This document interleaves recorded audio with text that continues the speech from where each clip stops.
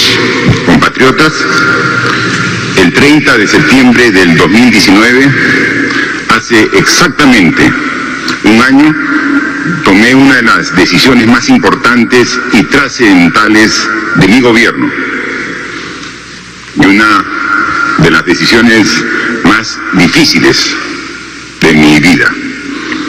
Una decisión que estuvo amparada en la Constitución política y contó con el respaldo de la mayoría de peruanos. La disolución constitucional del Congreso fue el epílogo de una etapa complicada y difícil, marcada por ataques y confrontaciones sistemáticos que se iniciaron en 2016 y que generaron un escenario de inestabilidad e ingobernabilidad en el país.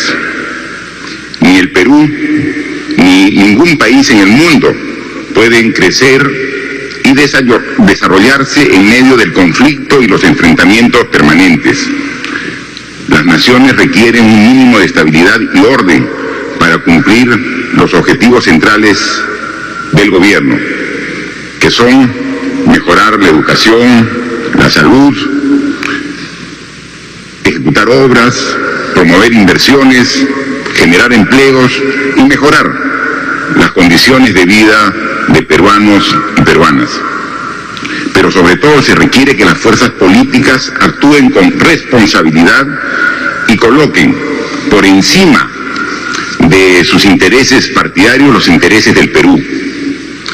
La democracia no significa que todos debemos estar de acuerdo en todo, pero sí, independientemente de las orientaciones ideológicas y políticas, deben primar el respeto mutuo y la tolerancia. Quienes durante los últimos años propiciaron la confrontación no entendieron que la democracia significa el respeto a la voluntad del pueblo y a la Constitución. Lo que no obtuvieron en las urnas, pretendieron conseguirlo a través de la fuerza, los ataques y la imposición. Soy un presidente que ha gobernado frente a la adversidad y siempre lo he hecho de la mano del pueblo. Nuestra principal alianza ha sido y es con el pueblo, con todos ustedes. Durante un año y medio, desde el 23 de marzo del 2018 hasta el 30 de septiembre del 2019, mi gobierno trató de mantener una relación de respeto y colaboración con el Congreso. Como demócratas siempre actuamos en el marco de la Constitución, una Constitución que no la hicimos ni la redactamos, pero la respetamos.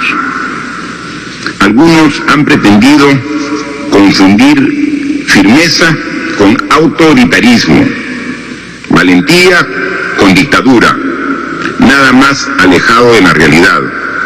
Incluso llegaron a calificar la disolución constitucional del Congreso como un supuesto golpe de Estado y como parte de un plan para controlar los poderes y las instituciones y quedarnos por la fuerza en el poder. Los hechos han demostrado lo contrario. El Tribunal Constitucional sentenció que la disolución del Congreso estuvo enmarcada en la Constitución.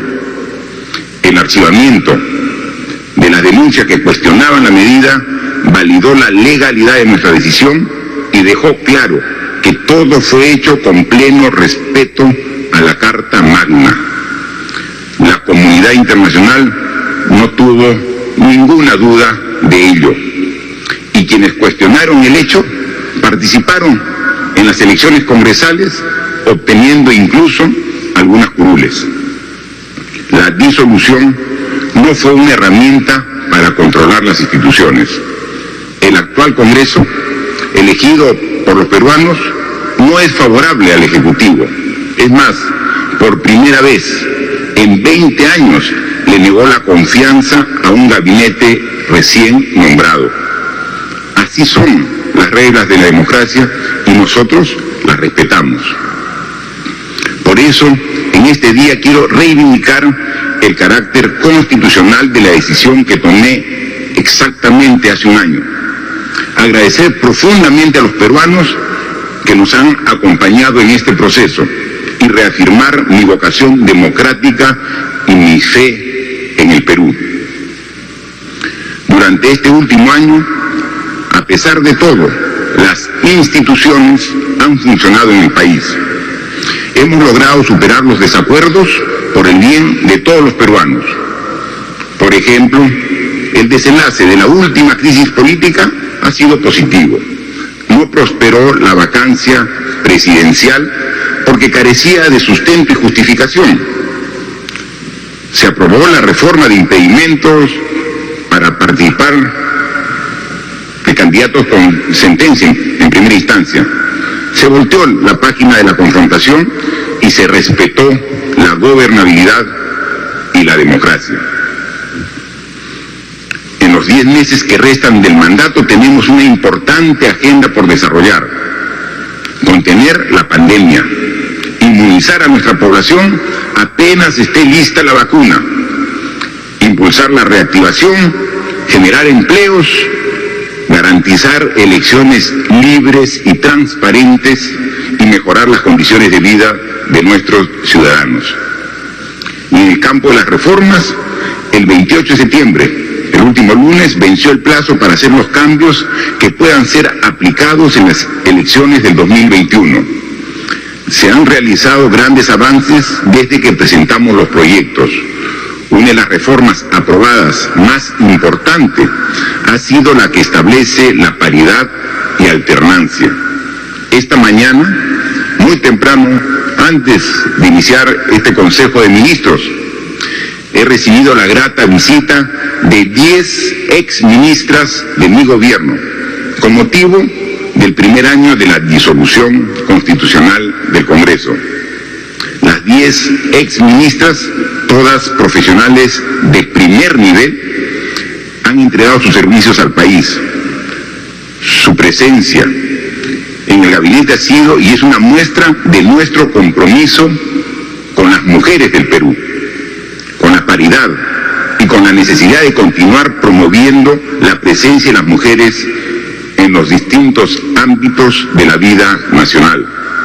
Estamos comprometidos con la agenda de las mujeres, no solo en temas de representación, sino también en temas de igualdad de género, cierre de brechas y lucha contra la violencia. Mujer, tu lucha es nuestra lucha. Hubiéramos deseado que se avance mucho más en las reformas.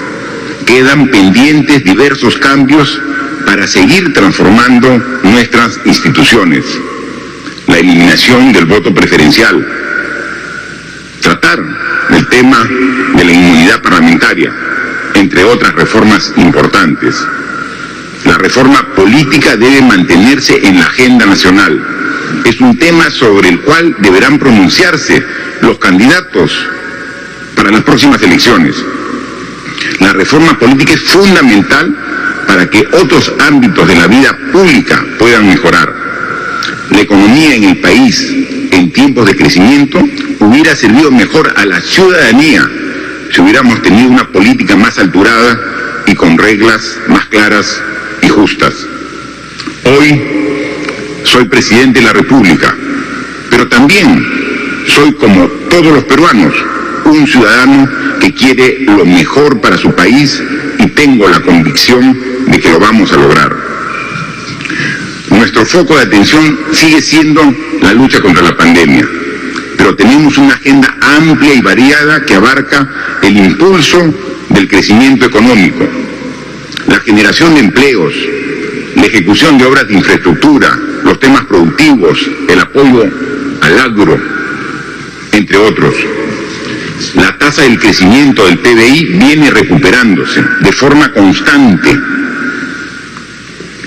En el mes de julio hemos visto una clara recuperación respecto al mes de abril, que tuvimos la caída más fuerte del PBI, recuperándose en alrededor de 30 puntos porcentuales en tan solo 3 meses esta caída. Mañana comienza un nuevo mes, comienza el mes de octubre y se inicia la fase 4 de la reactivación. En esta fase 4, como lo anunciamos la semana pasada, hay algunos cambios para que pueda mejorar la productividad, la economía y la generación de empleo para los peruanos. Se han ampliado los aforos, pero de manera bastante responsable. Las tiendas que podían tener un 50% de gente para el cual fueron construidas, ahora pueden tener 60%. Los restaurantes están subiendo del 40 al 50%. Es decir, estamos cada vez más mejorando las condiciones para que mejore la economía, pero siendo responsables con el cuidado de la salud de todos los peruanos. Hay algunas actividades que no se inician todavía. Están prohibidos los bares, están prohibidas las discotecas, están prohibidos aún casinos, casas de juego, tragamonedas. En su momento empezarán, pero todavía no se tomó esa decisión. Por favor, respetemos las restricciones que todavía tenemos por el bien de la salud de todos los peruanos. Vamos a intensificar la fiscalización. Vemos que aún después de incluso haber tenido tragedias por no respetar estas restricciones, sigue funcionando de manera clandestina algunos bares, algunas discotecas, y vamos a pedir el control de nuestra Policía Nacional y de las Fuerzas Armadas, porque estamos en estado de emergencia, para que sea drástico en el castigo de los que incumplan estas normas. Para el caso de vuelos internacionales, el MTC el día de hoy está sacando una resolución ministerial donde establece el reinicio de los vuelos internacionales a partir de la próxima semana. Vamos a empezar con 7 países: Colombia, Ecuador, Panamá, Paraguay, Uruguay, Bolivia, Chile. 7 países y 11 destinos, porque algunos países va a más de una ciudad, van a ir los vuelos internacionales. Se está gradualmente viendo que estos vuelos permiten el traslado de ida o de vuelta de pasajeros en un rango de hasta 4 horas de vuelo, es lo que se ha estimado en esta primera lista de países y destinos. Vamos igual a ser responsables y hay un protocolo establecido para esos vuelos coordinado entre el Ministerio de Salud y el Ministerio de Transportes y Comunicaciones. Tenemos que también dar a conocer que esta pandemia, que no tiene precedentes en la historia, no solo ha afectado la salud, sino también la economía, los empleos y los ingresos de los peruanos, principalmente de los más vulnerables, que son los que más sufren. Para hacer frente a esta situación, el Estado ha puesto en marcha un amplio esquema de ayuda y protección social con la entrega de bonos. A partir del próximo mes de octubre, específicamente a partir del 10 de octubre, se comienza la entrega del segundo bono familiar, que va a alcanzar a cerca de 8,5 millones de hogares, que en función de la estimación que se ha hecho de cuánta gente está involucrada conforme a estos hogares, son más de 21 millones de personas que pertenecen a estos 8 millones de hogares, es decir, 2/3 de la población del país, estimada en poco más de 32 millones de personas en la actualidad, son beneficiados con este bono universal. 760 soles que serán entregados como ayuda económica a estas familias en una segunda oportunidad. Pero hay una enorme cantidad de peruanos. No estamos hablando de empresas, a las cuales también a través de medidas concretas hemos ayudado para evitar que se rompa la cadena de pagos. Si no estamos hablando ciudadanos que, ya sea porque han perdido sus empleos o han visto mermados sus ingresos, tienen problemas para afrontar el pago de sus deudas a los bancos, al sistema financiero.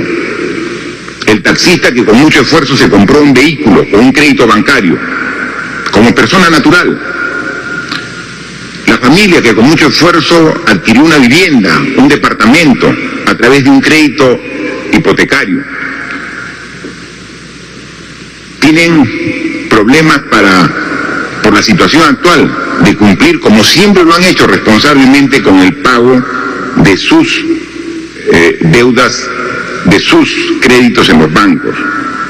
Hoy, en Consejo de Ministros, hemos tratado en amplitud ese tema y también queremos proponer a través de un proyecto de ley una solución al respecto. Yo voy a dejar a la ministra de Economía y Finanzas para que nos explique de manera resumida el fondo de lo que queremos lograr con este proyecto de ley que vamos a hacer llegar al Congreso de la República. Por favor, ministra. Gracias, presidente. Efectivamente, hemos visto que en los últimos meses la reapertura de la economía y la recuperación del empleo ha permitido que muchas personas que habían reprogramado sus deudas ya las estén pagando. Se estima que más o menos el 75% de los deudores que han reprogramado sus deudas ya comenzaron a pagarlas. Sin embargo, sabemos que hay un grupo de peruanos que todavía requiere flexibilización en los pagos y cierta flexibilización en las tasas de interés. Por esta razón, hemos diseñado, en coordinación con la Superintendencia de Banca y Seguros y con el Banco Central, un programa de garantía estatal para la reprogramación de créditos. Queremos enfocarnos en los ciudadanos más vulnerables que antes de la pandemia eran buenos pagadores. ¿En qué consiste este programa? Es un programa, como les digo, que el Estado va a dar un aval parcial a las entidades financieras, siempre y cuando las entidades financieras, cumplan con dos tareas. La primera es reprogramar los plazos y también reducir el costo financiero para los clientes en al menos 20%. A cambio de esto, el Estado les va a ofrecer un aval, una garantía parcial, para que ellos puedan, en caso hayan potenciales pérdidas de los clientes que no van a pagar oportunamente sus créditos. ¿Cómo hemos focalizado el programa? En el caso de créditos de consumo, aquellos peruanos que tengan una deuda menor a 5.000 soles, aproximadamente hay más de 2 millones de peruanos en esta situación. En el caso de los créditos hipotecarios, aquellos ciudadanos que hayan tenido un crédito para su primera vivienda por debajo de los 200.000 soles, aproximadamente calculamos 54.000 deudores, y en el caso de las MIPES, aquellas MIPES que tengan una deuda menor a 20.000 soles, calculamos que son más o menos 1.300.000 MIPES en esta situación. La garantía que vamos a ofrecer es una garantía parcial. También queremos promover la cultura de pagos. Entonces la garantía se activa, va a ser proporcional, y mientras que más logre esforzarse la persona y pagar, la garantía va a ser mayor. Si la persona paga, por ejemplo, es un préstamo de 12 meses, la persona paga las 3 primeras cuotas y tiene un problema con la cuarta, la garantía que se activa para los créditos de consumo es 40%. Si la persona de los 12 meses de las cuotas paga las 8 primeras cuotas y tiene un problema para pagar la novena, la garantía es de 80%. Estos parámetros son 50% y 100% en el caso de crédito hipotecario. Entonces, como les digo, es un programa donde el Estado va a dar un aval parcial siempre y cuando las entidades financieras se comprometan a reducir las tasas de interés para los clientes y a reprogramar en al menos 6 meses. También pedimos que las entidades financieras puedan también coordinar con sus clientes el periodo de gracia que podrían tener estos créditos. Creemos que esta propuesta es una propuesta prudente, que está adecuadamente focalizada en los ciudadanos que más lo necesitan, independientemente de la entidad financiera en la que estén con quien tengan las deudas. Nosotros vamos a presentar, como dijo el presidente, este proyecto de ley al Congreso. Ya hemos sostenido reuniones con algunas bancadas y nos pondremos inmediatamente a disposición del Congreso para poder presentarla y para poder llegar a una solución consensuada que sea responsable con la economía. Muchas gracias, presidente. Gracias, ministra. El Congreso de la República también está evaluando y debatiendo este tema. Nuestra propuesta es llegar a una solución consensuada. ¿Por qué no nos podemos poner de acuerdo? Si el Poder Legislativo y el Poder Ejecutivo queremos atender a los que están viendo dificultad para atender el pago de sus créditos. Más aún cuando hace solo 2 días, el lunes, me he reunido con el presidente del Congreso de la República y hemos conversado por más de 1 hora hablando de poner nuestro mayor esfuerzo como instituciones para buscar consensos. Esta puede ser una buena oportunidad.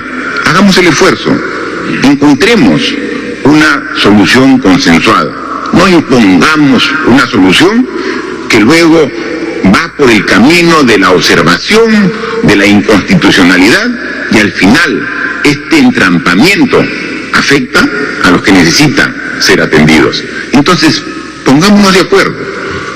Este es un tema donde podemos pasar de los buenos deseos, de la buena voluntad, a hechos concretos. Nosotros vamos a presentar el proyecto y también no es que nuestro proyecto es inamovible. Aceptamos algún aporte o complemento del Congreso de la República, pero trabajemos juntos en favor de los peruanos. Y lo mismo debemos hacer en la ley para atender a los aportantes de la OMP, que ha sido observada, porque creemos nosotros que hay una mejor solución. Nosotros estamos a favor de los aportantes de la ONP, por supuesto que sí, y queremos también darle un apoyo económico, por supuesto que sí, pero no queremos devolverle su mismo aporte, que lo va a necesitar en el futuro. Queremos pensar no en el presente solamente. Sería irresponsable pensar solo en el presente, atender la necesidad actual y luego decir, ¿qué importa lo que pase más adelante? Total, no vamos a estar nosotros. No, tenemos que ser responsables. Todos, sin excepción, todos vamos a llegar a viejos y vamos a necesitar en ese momento una pensión cuando ya no podamos trabajar, porque no tengamos la fuerza, porque obviamente es el proceso natural de la vida. Necesitamos igual una pensión para poder seguir atendiendo nuestras necesidades. Y cuando pasen 10 años, esas personas que ahora recibieron una UIT y se la gastaron quizás en 2 o 3 meses, de acá a 10 años van a decir, ¿en qué mal momento no pensé en el futuro? ¿Y quién permitió que eso ocurra? Nosotros queremos por eso dar una solución integral. Estamos de acuerdo de que hay muchas personas que han aportado 15, 17, 18, 19 años con su esfuerzo, su aporte, y no tienen derecho a una pensión porque ahora es 20 años de aporte. Estamos en la propuesta que estamos haciendo es bajar hasta 10 años de aporte y ya tienes derecho a una pensión. Pero no dilapidemos el esfuerzo que ha costado a cada aportante a través de los años de su sueldo tener un ahorro para su futuro. Te lo devuelvo y después ¿qué? ¿Y después qué? ¿Dónde va a estar ese Estado para atenderme si ya te devolví tu aporte? Nosotros, nuestra propuesta, no toca el aporte es tuyo y va a ser tuyo y vamos a garantizar que lo uses cuando lo necesites. Ahora, necesitas por la coyuntura, hacemos un esfuerzo y te damos del tesoro público, te damos un apoyo económico sin tocar tu aporte y cambiamos las reglas para que puedas garantizar una pensión digna cuando realmente lo necesites. Es lo que queremos proponer. Entonces, ¿por qué no? Siendo tan importante el tema pensionario, nos ponemos de acuerdo y no solamente pensamos en el hoy y nos olvidamos del futuro, que es tan importante cuando hablamos de familia, cuando hablamos de unidad, cuando hablamos de tener siempre una visión de mediano y largo plazo. Ahí tenemos dos claros ejemplos donde nos ponemos a disposición. El que habla, el presidente, los ministros, todo el gobierno, para conversar así, de manera horizontal, de manera franca, sincera, a buscar una solución y buscar el consenso al que nos hemos comprometido con el presidente del Congreso hace solo 2 días. Pasemos de la teoría a la práctica, pasemos de las declaraciones a los hechos, pasemos a actuar verdaderamente en función de tomar las mejores decisiones a favor de todo el pueblo peruano. Otro tema que hemos analizado hoy en el Consejo de Ministros es sobre que tenemos que hacer el mayor esfuerzo para seguir mejorando la economía, que ya tiene buenos indicadores, pero tiene que seguir esta mejora. La reactivación de nuestra economía demanda el esfuerzo y la contribución de todos. Tenemos la responsabilidad de sacar el país adelante por nosotros y por los que vendrán. Somos gente de trabajo. Y hoy más que nunca la patria exige que todos empujemos el carro y pongamos nuestro esfuerzo para recuperar al país.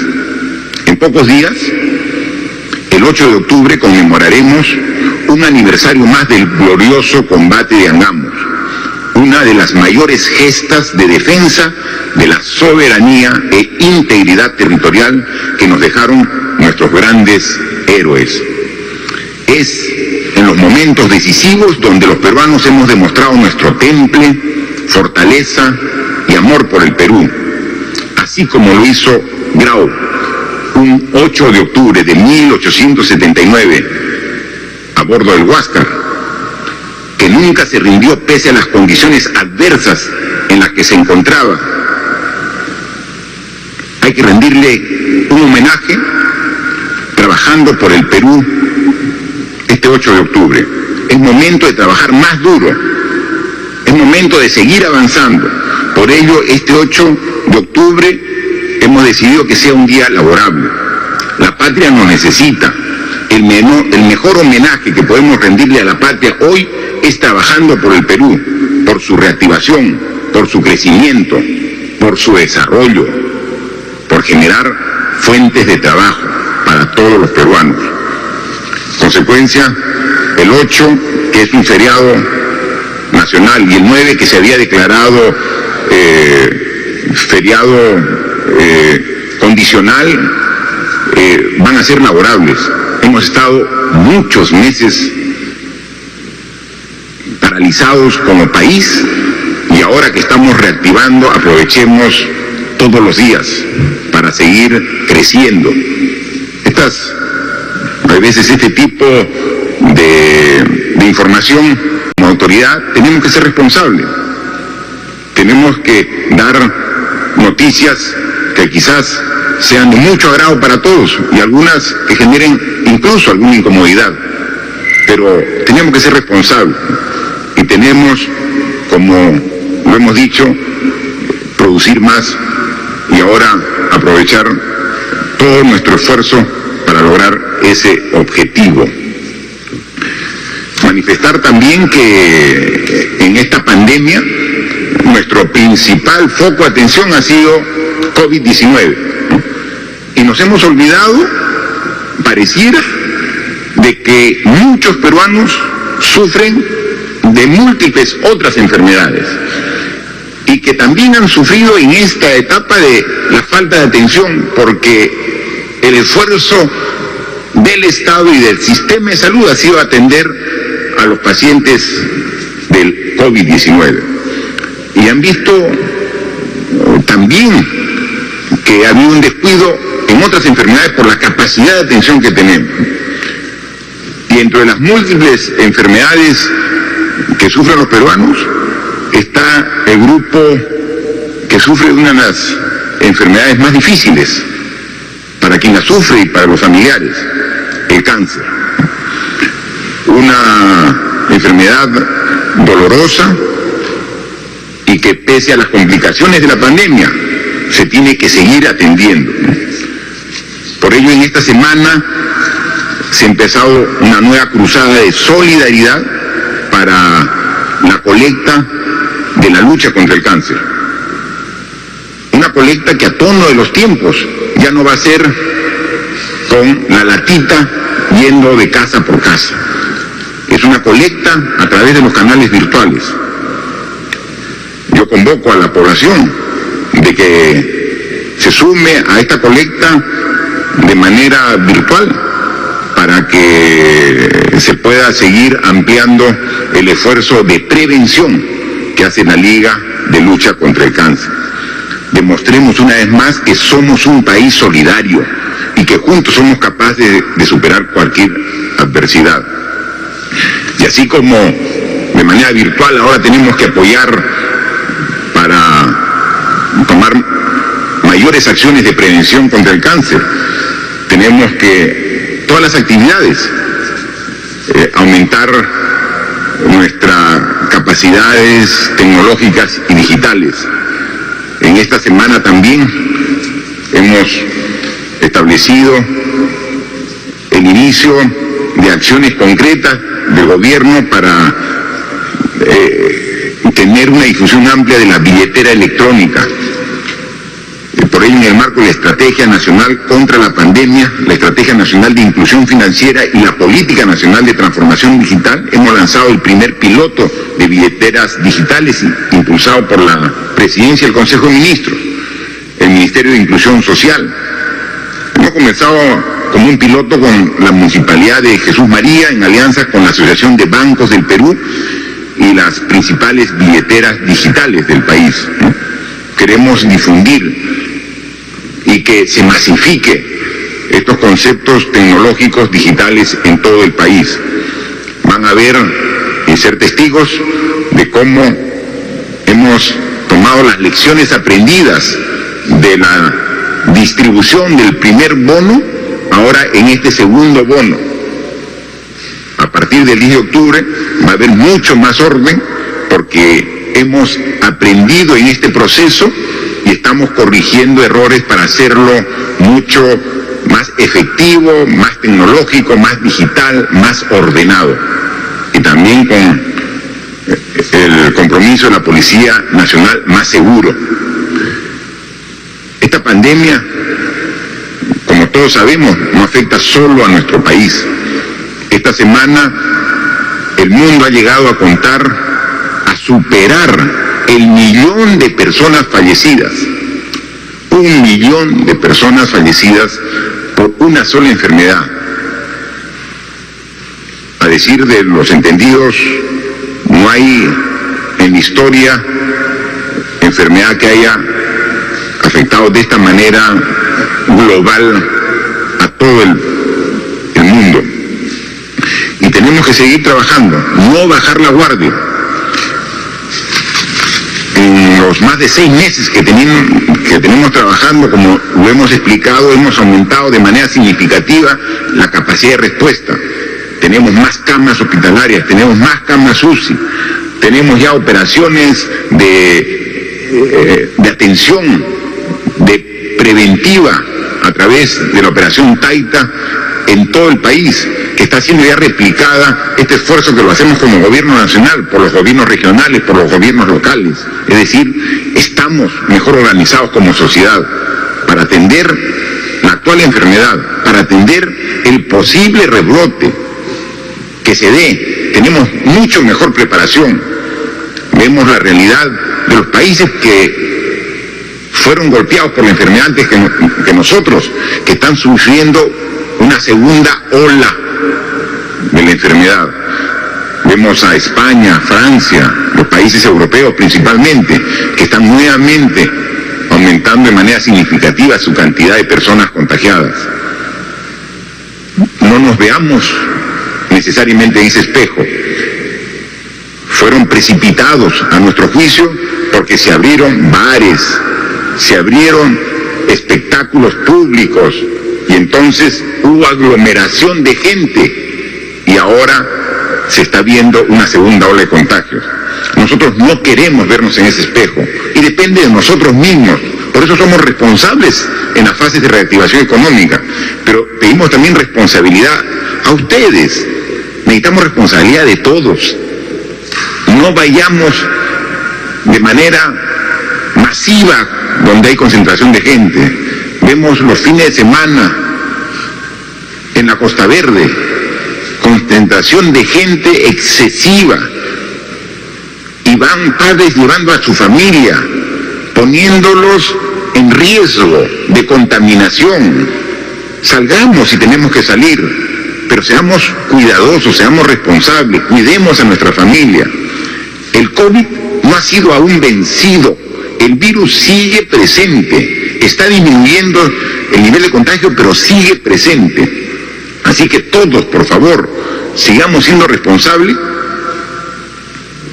Los próximos días, semanas, meses, hasta que llegue la vacuna y tengamos la inmunización, no nos confiemos. Después no nos estemos lamentando de un rebrote producto de nuestra propia irresponsabilidad.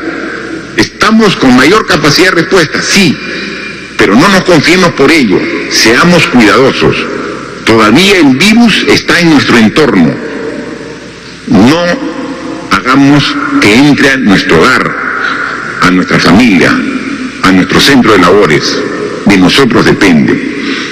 Queremos también manifestar que hemos hecho una evaluación más detallada del nivel de avance del contagio en las diferentes regiones y el miércoles pasado anunciamos que habían 3 provincias, capitales de región, que todavía mantenían la cuarentena focalizada. Estamos hablando de Abancay en Apurímac, de Huamanga en Ayacucho y de Huánuco en Huánuco.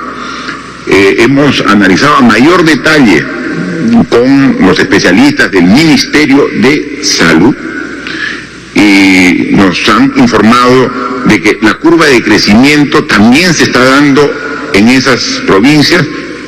Se mantuvo porque todavía falta el esfuerzo final. Sin embargo, sus autoridades y su población están comprometidos en este esfuerzo final para controlar el contagio.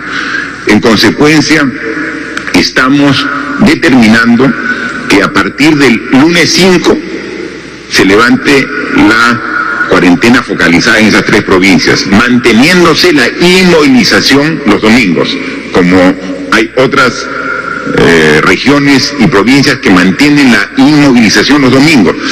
En estas 3 provincias de Abancay, de Huamanga y de Huánuco, levantamos a partir del lunes 5 la cuarentena focalizada.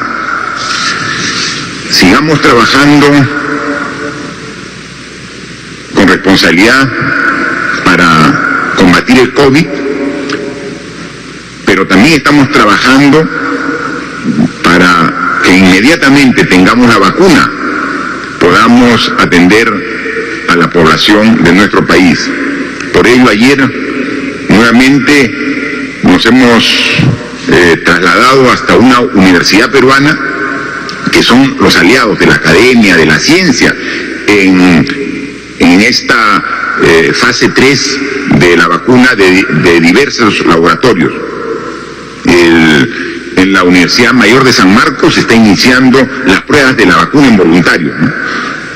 Estamos en esta oportunidad con el laboratorio de China, Sinopharm, que ya está en la fase 3 y que a inicios del mes comenzó la colocación de vacunas en voluntarios en coordinación con la Universidad Cayetano Heredia.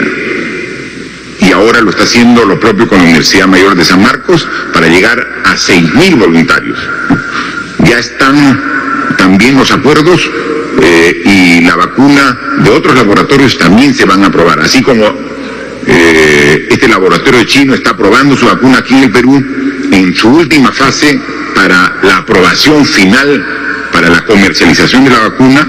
Lo está haciendo lo mismo AstraZeneca de la Universidad de Oxford de Reino Unido, Johnson & Johnson de Estados Unidos, CureVac de Alemania, y son 6 laboratorios los que desean probar sus vacunas aquí en el Perú, pero ellos ya están, ahora en mes de octubre, están comenzando a hacer la prueba. Así que tenemos no solamente la garantía de que vamos a tener la vacuna apenas se comercialice, sino que la vacuna va a haber sido probada en nuestro país, porque definitivamente es conveniente que nuestros propios científicos vean las diversas reacciones para poder atender a toda la población cuando estemos vacunando de manera masiva, que esperamos que sea en los próximos meses. Para concluir, quiero manifestar que, como todos sabemos, el trabajo dignifica al ser humano. Por ello debe ser respetado y realizarse en condiciones que aseguren el ejercicio de los derechos laborales de las personas.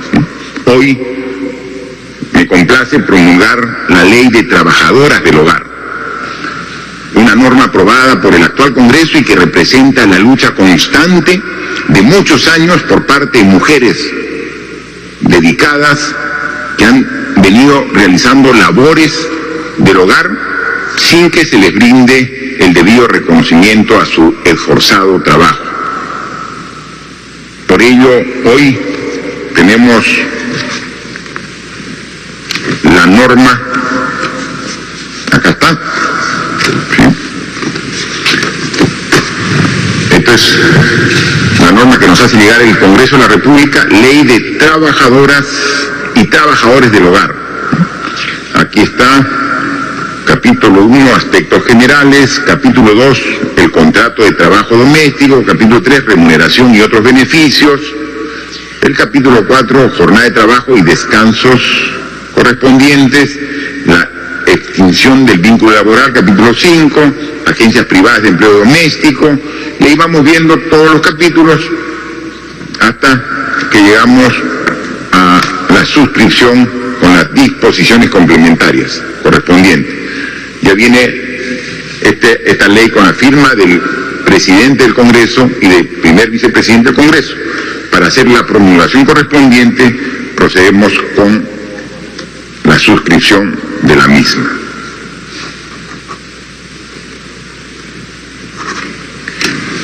Muy bien, aquí está mi firma y esta es la ley de las trabajadoras del hogar.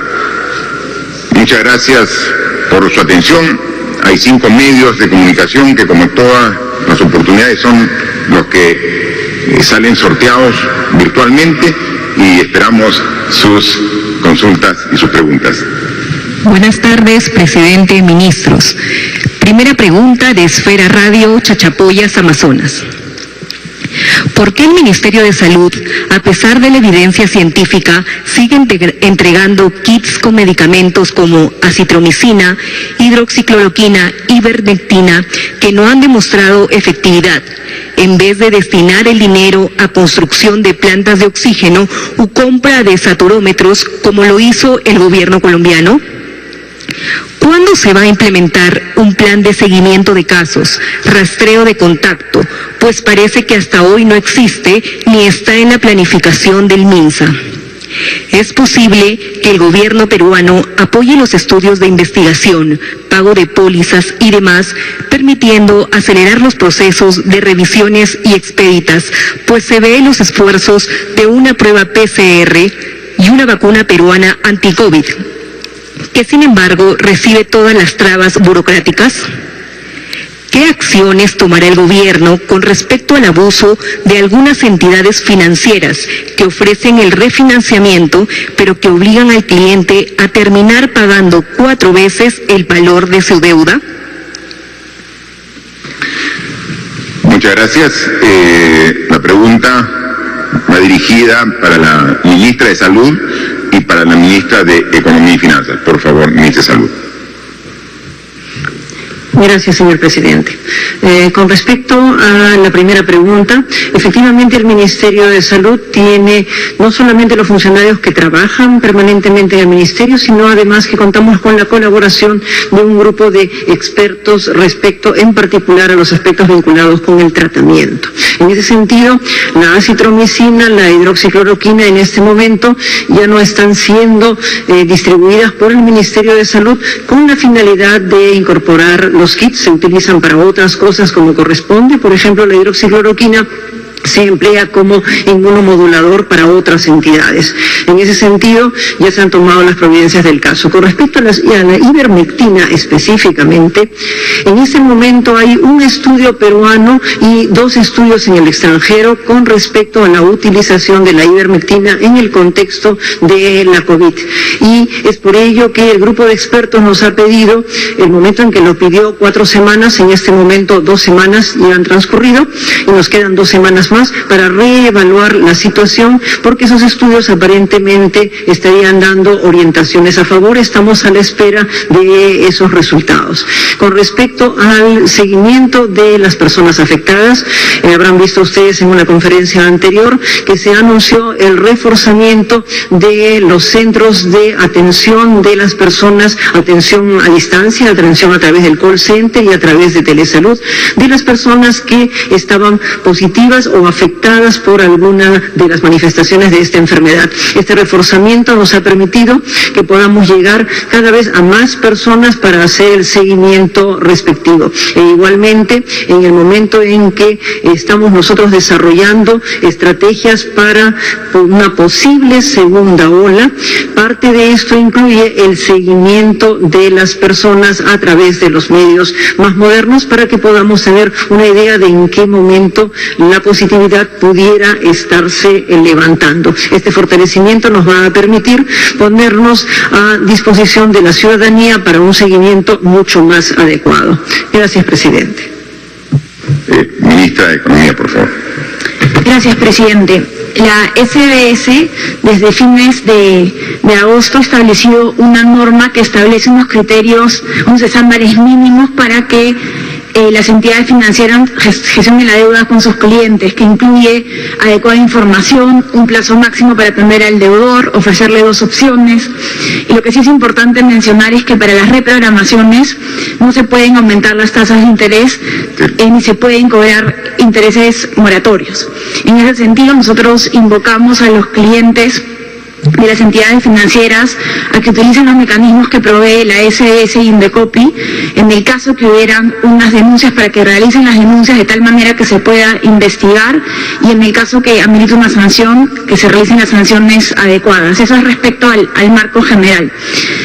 Como lo hemos mencionado hace unos minutos, nosotros también como Ejecutivo, en coordinación con la SBS y el Banco Central, estamos enviando al Congreso un proyecto de ley que ofrece garantías para la reprogramación de créditos de consumo. Como lo hemos mencionado, en el caso de los créditos de consumo, hasta 5.000 soles se espera que podemos beneficiar a más de 2 millones de peruanos. En el caso de los créditos de vivienda, a más de 50.000 peruanos. Y en el caso de las MIPES, a más de 1 millón de MIPES. Este proyecto de ley lo vamos a enviar hoy. Vamos a estar sujetos a las convocatorias del Congreso. Es un proyecto de ley bastante prudente, que lo que busca es ser focalizados en los clientes que más lo necesitan. Estimamos que el monto de las garantías es hasta 5.000 millones de soles. Muchas gracias, presidente. Por favor, la segunda pregunta. Segunda pregunta de Agencia de Noticias Andina.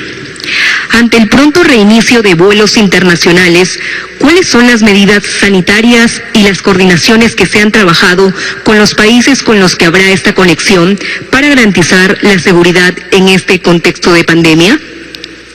Ayer, el Jurado Nacional de Elecciones publicó el cronograma electoral. ¿Qué medidas se adoptarán desde el gobierno a fin de garantizar una absoluta neutralidad en las próximas elecciones generales? ¿Qué acciones se van a adoptar para garantizar que el segundo bono universal llegue a toda la población que se ha previsto? Son 3 preguntas. La primera responde el ministro de Transportes y Comunicaciones, la segunda la ministra de Justicia, y la tercera el ministro de Trabajo. por favor. Gracias, señor presidente. Bueno, respecto a la pregunta de los vuelos internacionales, lo que se ha hecho son coordinaciones con los países que ya tienen sus aeropuertos abiertos para vuelos internacionales, y las condiciones son similares a las que nosotros estamos implementando acá en el país, que es, en algunos casos se está pidiendo pruebas moleculares en la mayoría de países, similar a lo que nosotros estamos implementando acá, pruebas moleculares, antígeno, y también se tiene que llenar un formulario para poder hacer el seguimiento posterior al viaje, lo cual se hace acá en el caso del país a través de la página web de Migraciones.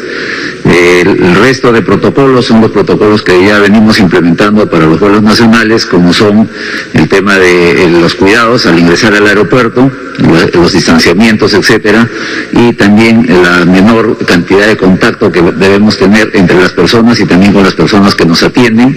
Hemos estado verificando precisamente el día de ayer cada uno de los pasos que tienen que seguir los pasajeros en estos vuelos, tanto de salida como de llegada, y ajustando precisamente que los protocolos se puedan cumplir de la manera más eficiente posible, de tal modo de garantizar la menor permanencia en cada uno de los ambientes por parte de los pasajeros en todo el transcurrir, desde las salas de embarque, dentro de los aviones, y cómo va a ser la salida, también para el punto de entrega de maletas, donde posiblemente vayamos a implementar un sistema de clasificación para que los pasajeros vayan saliendo en grupos y las maletas también vayan saliendo en grupos que puedan ser fácilmente identificables, de tal modo que no se convierta en un punto de contacto entre las personas. Eso es, en resumen, señor presidente, las medidas que estamos implementando. Gracias. Ministra de Justicia, por favor. Muchas gracias, presidente. Como sabemos, el 28 de septiembre último venció el plazo para aprobar reformas políticas que pudieran ser aplicables para las elecciones generales 2021. Producto de ello es que el Jurado Nacional de Elecciones y la OMPE han aprobado una serie de reglamentos, incluido el cronograma electoral. Desde el Poder Ejecutivo garantizamos, por supuesto, nuestro accionar conforme al principio de neutralidad, es decir, sin favorecer ni perjudicar a ninguna organización política ni ningún candidato.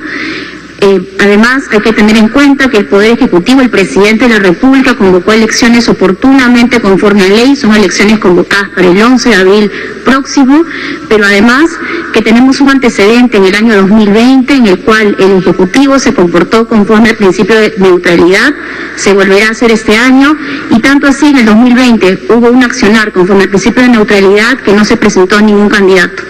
Garantizamos que esto se hará también en las elecciones de abril del próximo año. Muchas gracias, presidente. Gracias. Ministro de Trabajo, por favor. Gracias, presidente. La estrategia está vinculada fundamentalmente para garantizar el pago del bono de la manera más oportuna y segura, bono que corresponde además a 21.5 millones de peruanos, que corresponden a los 8.400.000 hogares identificados en el padrón, a través de una sola plataforma de pago que permita la información oportuna, un solo call center que permita garantizar también que la información llegue de manera segura a las personas beneficiarias, a través de por lo menos 5 mecanismos de pago. Desde los depósitos en cuenta, que han involucrado a casi todo el sistema financiero, para el ámbito urbano 21 entidades financieras, para el ámbito rural 14 entidades financieras. Esto nos va a permitir llegar a través de depósitos en cuentas a casi 4.100.000 personas de manera oportuna, secuencial, para garantizar que no hayan aglomeraciones en las entidades financieras, pero también se va a utilizar hoy la banca móvil, se va a utilizar la billetera electrónica, las empresas transportadoras de valores, y además en algunos casos se va a llevar al domicilio de los adultos mayores de hogares unipersonales el pago para garantizar su seguridad. Este esquema se va a comenzar el 10 de octubre, como ha señalado el presidente, a partir de la publicación en la plataforma de los hogares beneficiarios, y a partir de esa fecha se va a hacer depósitos regulares para garantizar que no haya aglomeraciones en los bancos. Gracias, presidente. Muchas gracias, ministros. Tercera pregunta del diario Pro y Contra de Iquitos. Esta pandemia ha demostrado una vez más el olvido de la Amazonía y en especial de Loreto y Iquitos. Somos los últimos en comprensión lectora, pero los primeros en embarazo adolescente. Fuimos los primeros en cantidad de muertos y los últimos en ser atendidos. Esta paradoja siempre ha acompañado nuestra historia. Queremos saber de manera concreta y puntual, ahora que se encuentra con sus ministros, qué acciones y proyectos van a impulsar en estos últimos meses que le quedan de gobierno. ¿Apoya o está en contra del acuerdo de Escazú? ¿Impulsará la lucha contra la minería ilegal en el río Nanay? ¿Tiene fecha para visitar Iquitos? Y por una preocupación del sur, pero también nacional, si va a ir al rescate del proyecto Majes Siguas 2, ahora que la empresa contratista Cobra ha anunciado que desistirá del proyecto. Bien, en primera instancia solicito a la ministra de Desarrollo e Inclusión Social, no solamente porque es de Loreto, sino también sabe de manera transversal nuestro plan para atender a la Amazonía, luego el ministro de Relaciones Exteriores y el viceministro de Agricultura. Por favor. Como loretana comparto el sentir de mis paisanos respecto a los años de abandono a la Amazonía y a Loreto, pero no es el caso de este gobierno. Este gobierno ya está interviniendo en Loreto en particular. En lo que respecta al Ministerio de Desarrollo e Inclusión Social, puedo decir con satisfacción que nuestro programa Cuna Más está atendiendo a 9.406 familias. Nuestro programa Juntos está atendiendo a 59.938 usuarios. Caliuarma está atendiendo a 281.735 niños y niñas. Funcodes, con el proyecto del NOA Hayatay, a 13.000 usuarios. Pensión 65 llega a 22.289. El programa País, tan importante en la Amazonía, viene realizando atenciones a través de los tambos de 7.214 personas.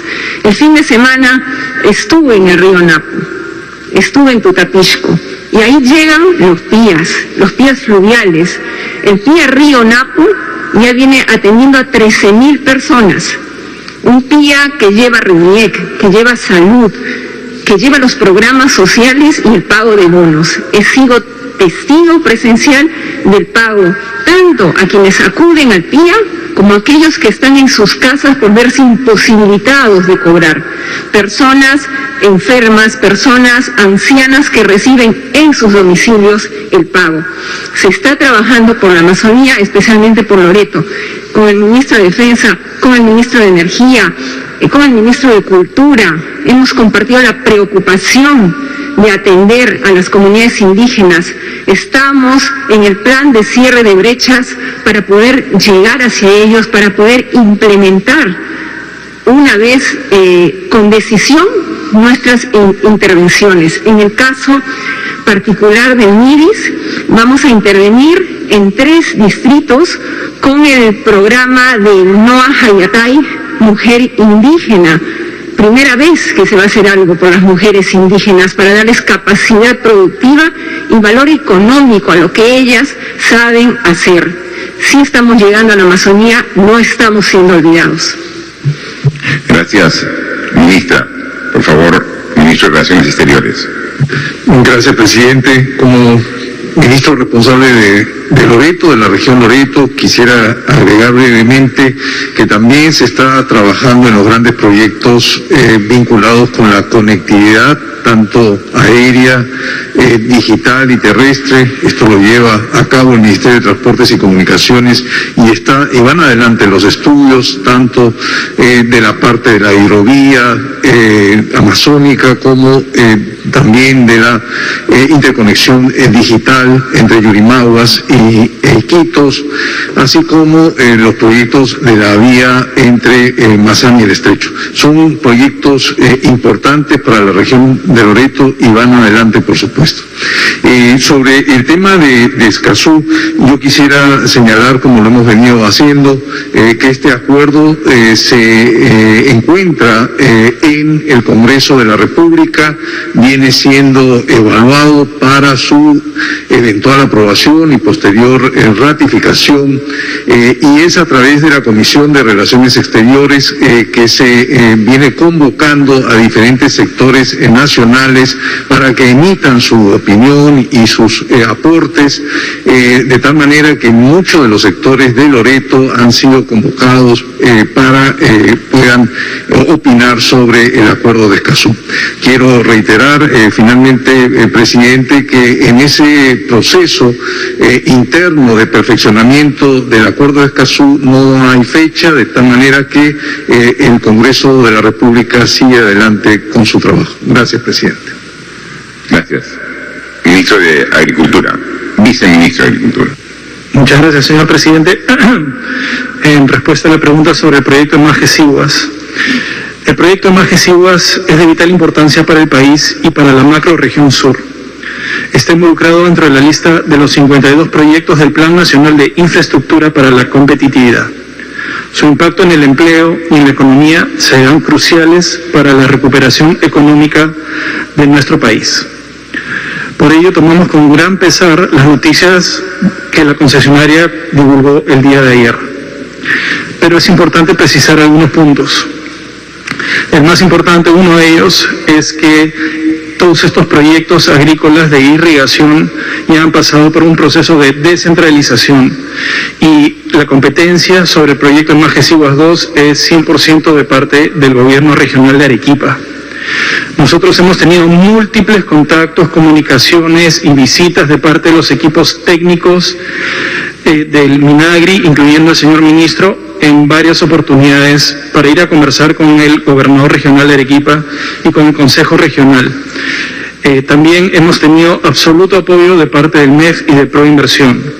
Hemos puesto a disposición del gobierno regional de Arequipa y del Consejo Regional todos los recursos técnicos, legales, científicos, prácticos, operativos de todo el sector ejecutivo para lograr que este proyecto tenga éxito. Y hemos visto que la manera más adecuada es que se le transfiera este proyecto o revierta al Ejecutivo, al Ministerio de Agricultura, para poder lograr su ejecución.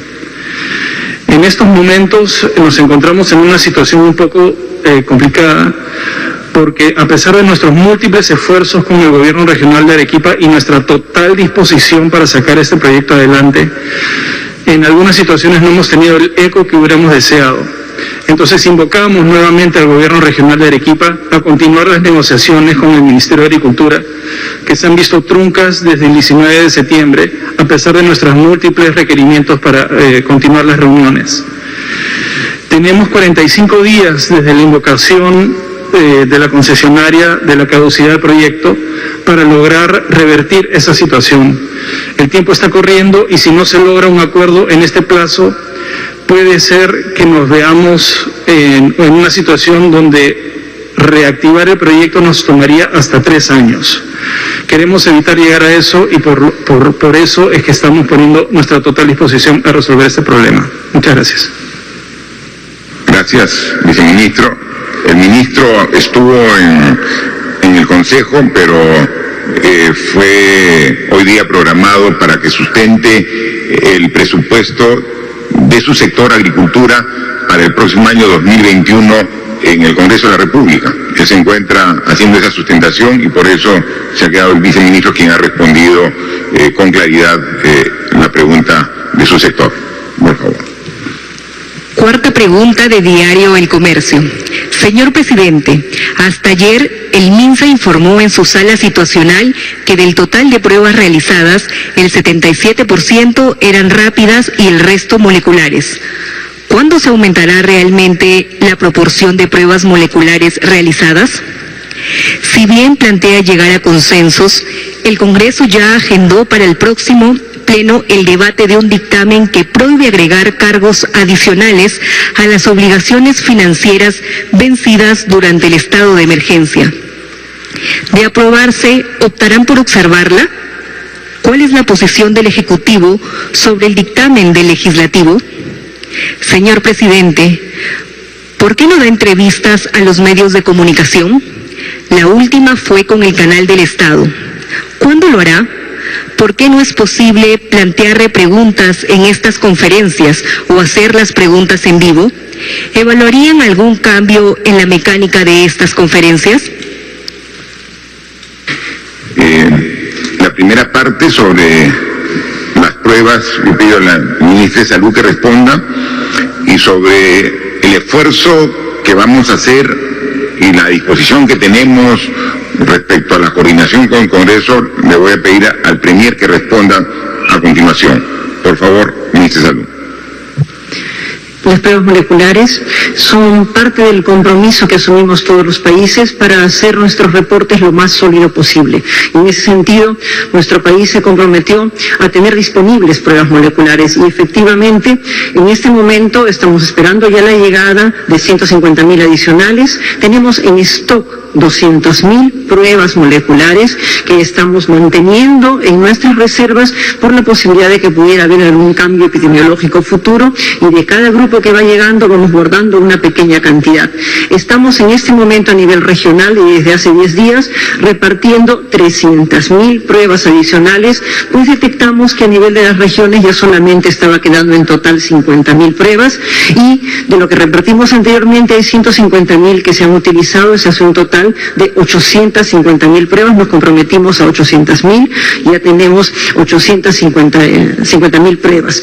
Las pruebas moleculares han disminuido su uso, no porque nosotros lo hayamos disminuido. Antes tomábamos 24.000 pruebas en un día. En este momento estamos tomando 14.000 pruebas en un día porque la condición epidemiológica está cambiando y la forma en que las personas están acudiendo a los sistemas de salud o la forma en la cual nosotros vamos encontrándolas está cambiando también. Y en ese sentido, la disminución tiene que ver simplemente con la menor demanda, pero no tiene que ver con que no las estemos usando, todo lo contrario, estamos haciendo toda esta conversión. Igualmente, a nivel de las pruebas de tipo molecular, recordemos que también están en curso trabajos de investigación muy interesantes por parte de investigadores peruanos que están buscando desarrollar pruebas.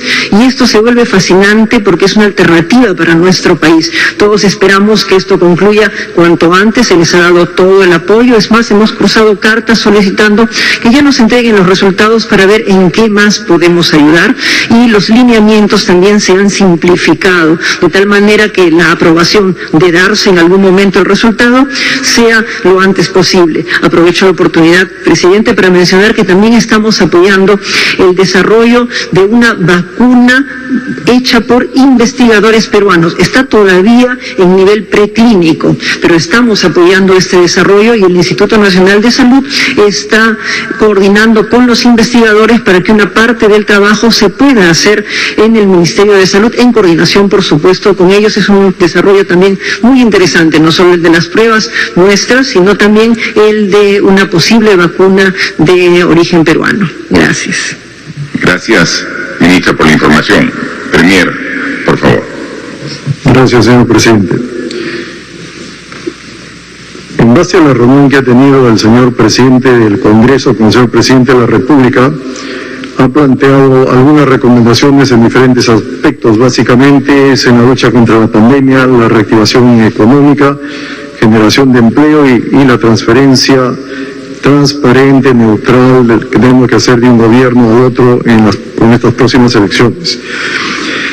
Para concretar, como lo ha manifestado el señor presidente de la República, para pasar de las palabras a los hechos, el día de hoy le he pedido tener una reunión al señor presidente del Congreso a las 6 de la tarde. Nos vamos a reunir para ver ya en forma más específica de qué manera estas intenciones se pueden concretar en la realidad. Y uno de los aspectos importantes que tenemos que conversar con el Parlamento es que, si bien es cierto, existen muchas necesidades en la población, que hay soluciones planteadas desde el Parlamento, y nosotros como Ejecutivo también solucionamos desde otro punto de vista. Estos puntos de vista pueden tener un consenso de tal manera de que conjuntamente Ejecutivo y Parlamento sacamos las normas que sean las más adecuadas para la población, siempre teniendo en cuenta que primero es la población antes que cualquier interés partidario o de grupo. En ese aspecto creo que vamos a tener una muy buena relación. Sí, en los planteamientos que hagan desde sus proyectos de ley que plantee el Parlamento y nosotros tengamos una propuesta en ese mismo sentido, podemos sentarnos a conversar durante el proceso de la formulación para llegar a una conclusión adecuada. Estas partes específicas de la manera como nos vamos a relacionar, lo vamos a conversar el día de hoy en la tarde con el señor presidente del Congreso. Gracias, Premier. Y sobre la pregunta referida al cuándo daría entrevistas y la mecánica que usamos en estas conferencias, aclarar que siempre nosotros como gobierno respetamos mucho a los medios de comunicación, porque a través de ellos, a través de ustedes, los medios de comunicación, llegamos a la población, que es a quien nos debemos. En consecuencia, la libertad de prensa, la libertad de expresión es fundamental en una democracia y la respetamos estrictamente.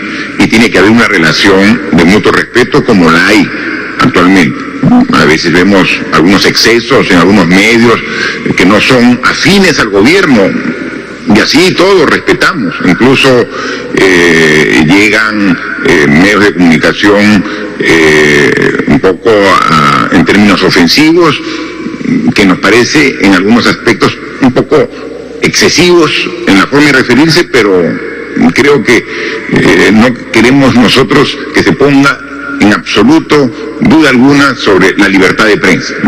Es la propia población la que califica esos excesos y la que castiga esos excesos, porque también la población obviamente tiene capacidad de análisis y evaluación. Yo viajo todas las semanas y cuando viajo invito a la prensa regional, local, que tienen corresponsalías con los medios nacionales, y después de las visitas de trabajo que hago, doy conferencias y con pregunta directa, cara a cara, con los periodistas. Lo hacemos todas las semanas. Ayer mismo he estado en la Universidad Nacional Mayor de San Marcos, viendo el inicio de la vacunación de la fase 3. Y ahí han estado todos los medios de comunicación invitados para esta importante oportunidad. Y ahí después he salido y he respondido todas las preguntas de toda índole que hacen los medios de comunicación. Así que somos totalmente abiertos a las preguntas y a responder a los medios de comunicación. Ahora, obviamente, en una época como la que estamos, una época especial de coyuntura como la pandemia, que nos ha obligado a estar más enfocados en el día a día para atender los diferentes problemas, quizás haya hecho que no tengamos con la frecuencia que teníamos antes entrevistas exclusivas con uno u otro medio, ¿no? Seguramente lo vamos a retomar una vez que, como vemos ahora, la tendencia nos permite mayor tranquilidad y nos permite dar el tiempo para esta entrevista. Pero la mecánica que estamos usando me parece que es la más adecuada. Miren, antes en las conferencias de prensa, que eran presenciales, que hacíamos aquí en Palacio, los periodistas que venían representando a los medios hacían una pregunta y se les respondía. Ahora, como lo hacemos por sorteo y vienen por escrito las preguntas, hacen 2, 3, 4 preguntas y las respondemos todas. Entonces, a un medio de comunicación que antes era una pregunta, respondimos, y tampoco había repregunta, se respondía a un medio y el siguiente, y así lo hacíamos de manera dinámica. Obviamente, el distanciamiento social, las medidas propias de la pandemia hicieron que esta sea, como casi se ha variado muchas actividades de manera virtual. Y esto ha favorecido porque antes en las conferencias de prensa solamente preguntaban los medios nacionales que están aquí en Lima.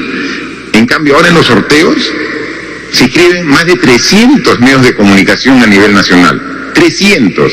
Y como ven, siempre en los sorteos sale un medio del norte, del sur, del oriente, de la sierra, de la costa, salen medios. Hoy ha preguntado desde Chachapoyas de Amazonas, desde Iquitos, Loreto, lo que en las conferencias presenciales nunca tenían la oportunidad.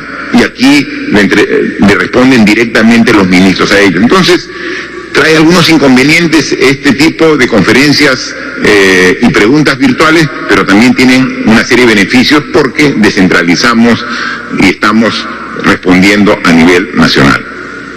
Por favor. Última pregunta de ATV. ¿Por qué sigue bajando el número de pruebas moleculares? ¿Qué se hará para incrementarlas?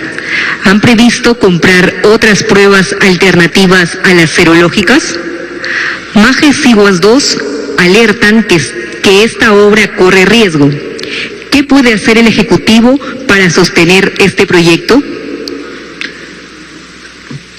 Bueno, ya se respondió en realidad la pregunta, pero quizás ministra de Salud puede reiterar un poco más la respuesta para que quede claro el esfuerzo que estamos haciendo para tener el control de la pandemia. Como no, señor presidente. Como ya he mencionado, ha disminuido aproximadamente un 30%, de 24.000 a 14.000 la demanda de pruebas que estamos recibiendo, por más de que nosotros sí continuamos insistiendo. Es más, puedo destacar como que estamos reforzando el uso de las pruebas moleculares, el hecho de que la semana pasada mencioné que habían 46 laboratorios a nivel nacional para pruebas moleculares. En este momento, en nuestro intento de que todas las regiones y dentro de una misma región, algún lugar distante, tengan más laboratorios que puedan procesar pruebas moleculares y no tengan que enviarlas hasta Lima, en este momento ya tenemos 49 laboratorios que están autorizados, independientemente de otros laboratorios privados. Estos 49 laboratorios a nivel nacional ya pueden procesar las pruebas moleculares y nos permite acortar el tiempo. Por otro lado, también hay que precisar que para facilitar su uso, ya se ha sacado la alerta epidemiológica 20, que es un sistema de comunicación que tenemos entre los que trabajamos en salud, en donde se precisa exactamente las definiciones para el uso de las pruebas moleculares y las pruebas rápidas. Y también se han empezado las conversaciones con la Organización Panamericana de la Salud para el uso de las pruebas antigénicas, que también son un tipo de prueba con una eficacia bastante importante, muy semejante a la prueba molecular y que va a funcionar o funcionan relativamente rápido. Eso también nos va a permitir un tercer sistema y esto se añade el hecho de que ahora estamos contando también con un vehículo que estamos llevando en particular a Sierra Central, donde puede haber más dificultades, que nos permite hacer las pruebas de tipo molecular en forma más rápida y en forma ambulatoria, de tal manera que se va desplazando a las regiones más alejadas para poder servir a la comunidad que por alguna dificultad no pudiera tener un acceso tan fácil a este tipo de pruebas. Las pruebas antigénicas, como mencioné, están ya en conversación para ver cómo podemos acceder a ella lo más rápido posible y va a ser una tercera alternativa, aparte de los desarrollos locales que pudiéramos tener y que todos estamos esperando. Gracias.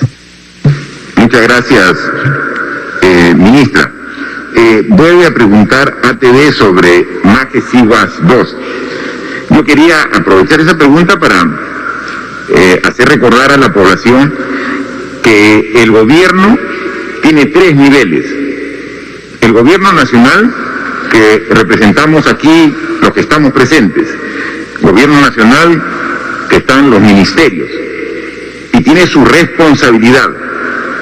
Luego siguen los gobiernos regionales. Hay 25 en todo el país y también tienen las responsabilidades propias del gobierno regional. Luego están los gobiernos locales. ¿Qué cosa es un gobierno local? Un municipio. Tenemos 1.874 municipios a nivel nacional y tienen sus responsabilidades. Cada quien es responsable de lo que le compete. Muchas veces, por un problema de competencia no atendida del gobierno regional, nos atribuyen a nosotros como gobierno nacional la responsabilidad. Entonces aquí lo que se trata es de articular de manera adecuada los 3 niveles de gobierno. Por ejemplo, los municipios están encargados de el orden, la limpieza de la ciudad. Tienen que recoger los residuos sólidos, tienen que mantener. Entonces, cuando hay un problema, una deficiencia, es del gobierno municipal. Pero si ocurre, nosotros a través del Ministerio de Ambiente, del Ministerio de Vivienda, tenemos que ir a colaborar, siendo una competencia del municipio. ¿Cómo colaboramos? Hay una serie de proyectos que son importantes y son de carácter nacional, como el proyecto MAGES. Mire, siendo un proyecto que está en Arequipa, nos pregunta el medio de comunicación de Iquitos. El medio de comunicación de Iquitos nos dice qué pasa con el proyecto MAGES que el concesionario está retirándose, porque es un proyecto de impacto nacional y a todos nos interesa, pero ¿quién es la unidad formuladora y la unidad ejecutora? Puede ser un término técnico. ¿Qué significa? Todo proyecto, una carretera, un hospital, un colegio, un canal, una represa, todo proyecto tiene que tener un estudio y luego tiene que construirse. Y tiene que ser un responsable, uno de los 3 niveles de gobierno. O es el ministerio, o es el gobierno regional, o es el municipio. Uno de los 3 tiene que responsabilizarse. El proyecto MAGES Siguas 2, la unidad formuladora, el que tiene que hacer el estudio y quien tiene que ejecutarlo, la unidad ejecutora, es el gobierno regional de Arequipa. Nosotros estamos tan interesados como todos los arequipeños y todos los peruanos de que MAGES Siguas 2 se haga una realidad, siendo una competencia del gobierno regional. Hemos puesto a disposición el Ministerio de Economía y Finanzas, el Ministerio de Agricultura, hemos ido a hablar. Yo he recibido al gobernador regional aquí en Palacio de Gobierno, yo he hablado con él cuando estaba en Arequipa, ambos interesados en que salga adelante. Sin embargo, el proceso no prospera dentro del cauce que está ahorita en el gobierno regional de Arequipa. Por eso le pedimos, miren, dado que es un proyecto complejo y ahora está entrampado, transfieran al gobierno nacional. Es decir, la competencia que es ahora regional, pásennos a nosotros. Pero tienen que hacerlo a través de un acuerdo regional. El Consejo Regional de Arequipa tiene que decir, toma, de ninguna manera significa una centralización. Simplemente es una gestión de carácter técnico, administrativo para sacar adelante. La obra continúa en Arequipa. El proyecto, no porque venga al Ministerio de Agricultura se va a venir aquí a La Molina donde está. No, sigue siendo todo en Arequipa. La presa, el túnel, los canales, todo va a estar en Arequipa. Y se hace realidad. Lo mismo ha pasado con el proyecto Chavimochi, que está en La Libertad, y que se estaba construyendo la represa de Palo Redondo, importantísima para La Libertad, para el proyecto Chavimochi, y se ha quedado a medio hacer, y está parado hace 4 años ese proyecto. Pero también la unidad ejecutora es el gobierno regional de La Libertad.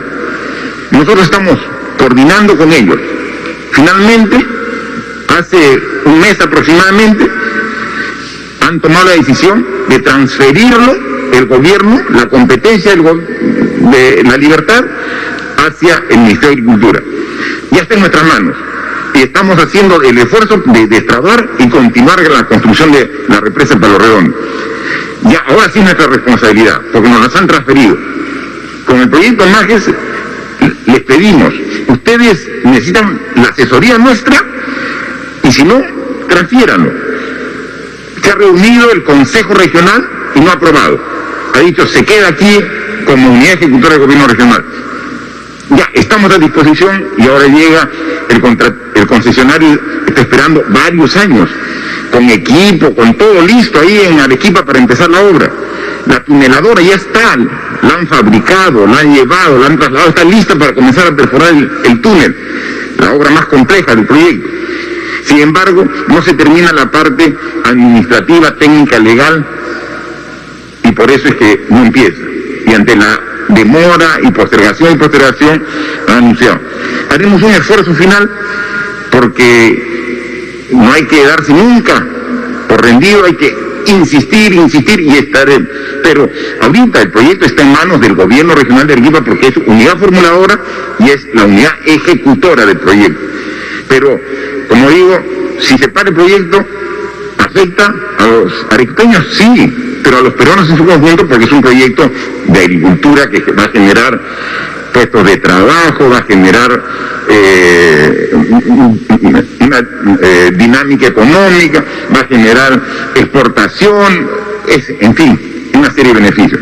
Seguimos trabajando y poniendo todo el esfuerzo. Yo estoy con toda la voluntad para ver y lograr una salida al respecto.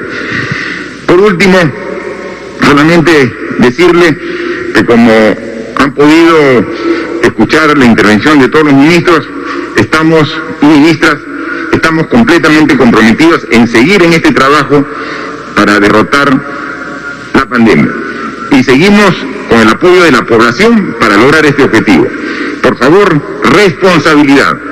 En esta fase 4, en este mes de octubre, donde las cuarentenas focalizadas ya se han cambiado por un control ya ciudadano, responsable, cumpliendo el uso de mascarillas, cumpliendo el distanciamiento, cumpliendo la higiene permanente. La higiene permanente puede ser alcohol, puede ser lo más simple, agua y jabón, con ello es suficiente, pero evitando las aglomeraciones.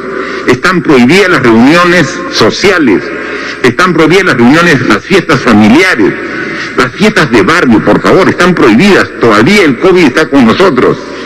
Nosotros mismos protejámonos, seamos responsables y sigamos viendo cómo esa curva que está 5 semanas en descenso de hospitalizados, de contagiados, de fallecidos, 5 semanas está descendiendo. Depende de nosotros que continúe descendiendo hasta llegar a condiciones normales, empalmar con la vacuna y dar por superado el tema de la pandemia. Mientras tanto, trabajar en la reactivación, generación de puestos de trabajo y todos a poner el hombro porque todos queremos el progreso y desarrollo de nuestro querido Perú. Muchas gracias.